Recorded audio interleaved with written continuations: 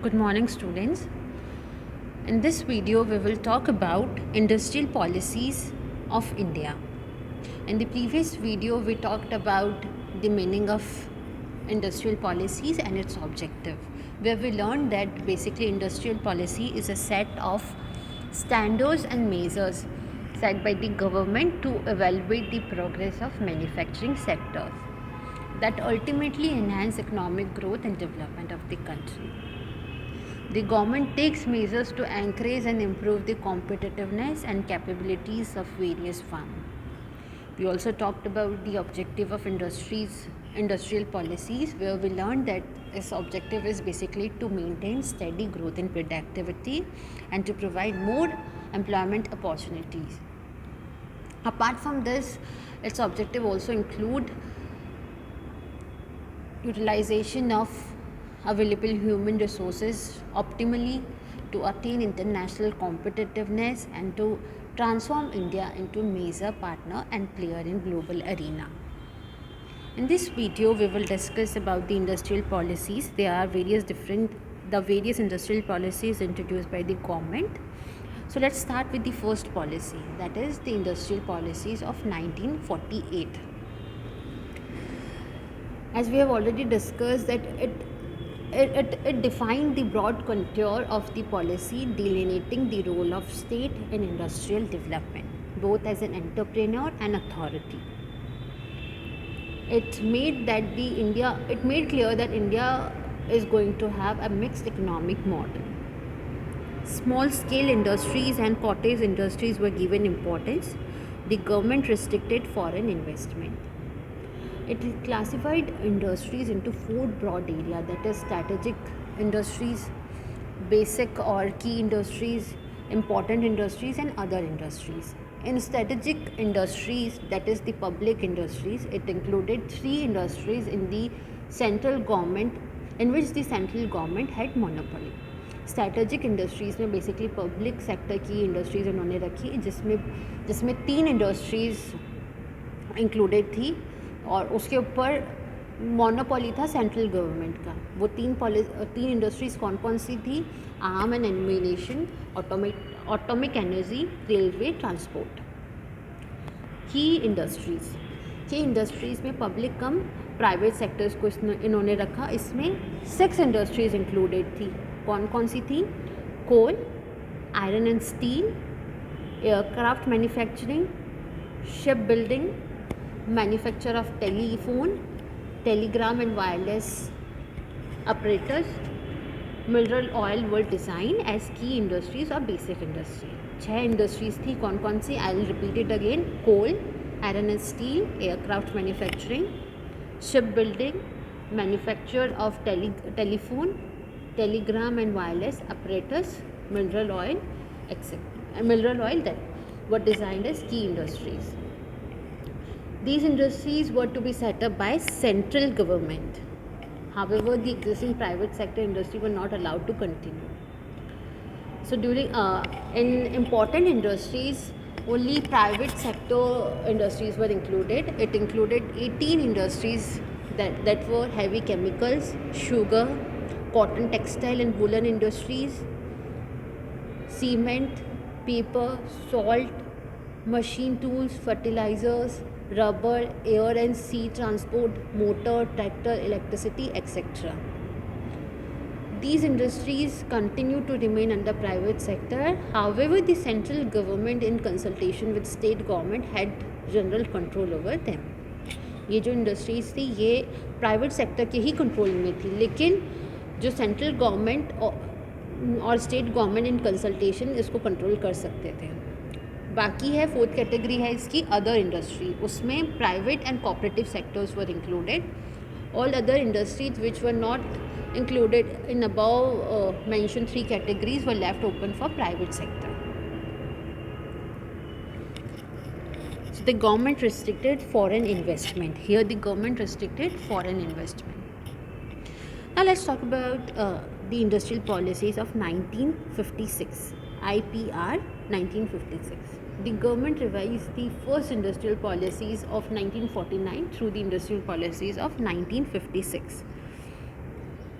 This policy laid down the basic framework for industrial policy. This policy is also known as Economic Constitution of India or Bible of State Capitalism. The 1956 policy emphasized the need to expand the public sector to build up a large and growing cooperative sector and to encourage the separation of ownership and management in private industries. Above all, to prevent the rise of private monopolies. It is classified into three sectors, that is Schedule 1. Schedule 1 covers public sector, which included 17 industries, consisted of 17 industries. The exclusive responsibility was of state government. Out of these 17 industries, 4 industries, namely arm and ammunition, automatic energy, railways, air transport, had central government monopolies. New units in the remaining industries were developed by state government. Then we had Schedule B, covering mixed economy, in which 12 industries were included, and Schedule C only for private industries.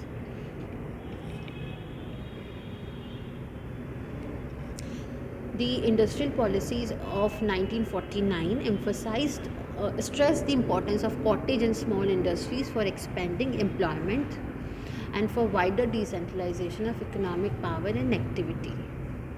The resolution also called for efforts to maintain industrial peace. A fair share of proceeds of production was to be given to the toiling mass in keeping with avowed objective of democratic socialism. Now we have the industrial policies of 1977. This policy basically focused on decentralization. It gave priority to small scale industries. It created a new unit called tiny units. This policy imposed restriction on multinational companies. The main thrust of this policy was the effective promotion of cottage and small industry, widely dispersed in rural area and small towns. In this policy, the small sector was classified into three groups, that is cottage and household sector, tiny industries, and small scale industries. Now we have the industrial policies of 1980.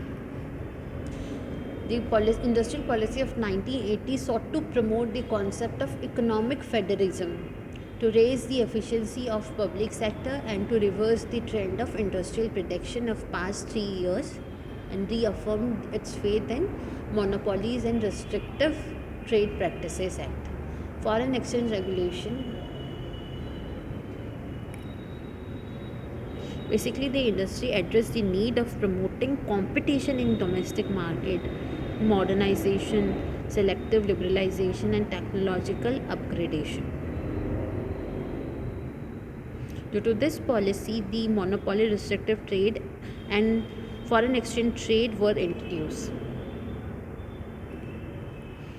Now, the objective was to liberalize the industrial sector to increase industrial productivity and competitiveness of industrial sector, and the policy laid the foundation for an increasing competitive export base and for encouraging foreign investment in high technology area. Now we have the new industrial policies of 1991.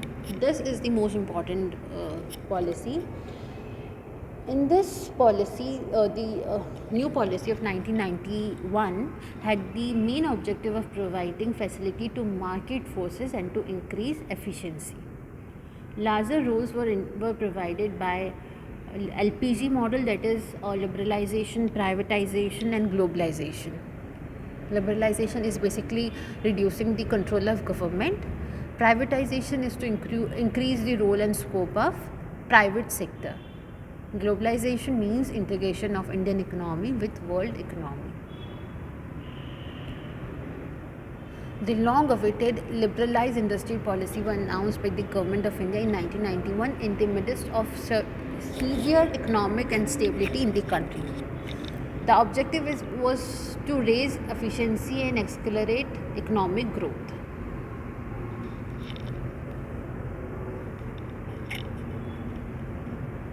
The government allowed domestic firms to import better technology, to improve efficiency, and to have access to better technology. The FDI was increased from 40% to 41% in selected area. The maximum limit of FDI is 100% in selected area like infrastructure sector, and the Foreign Investment Promotion Board was established. Phased manufacturing program was a condition on foreign firm to reduce imports and use domestic import. It was abolished in 1991. Under the mandatory convertibility clause, while giving loan to firm, both of the loan will or can be converted into equity of the company if the banks want the loan in a specified time. It was also abolished. The industrial licensing was abolished except the 18 industry, which we talked about earlier in this video. The Monopoly and Restrictive Trade Practice Act was relaxed in 1991. Under this, the commission was established. The MRTP Act was introduced to check monopoly, and in 1991 it was relaxed. On recommendation of SPS Raghavan Committee, Competition Act 2000 was passed. Its objective was to promote competition by creating an enabling environment.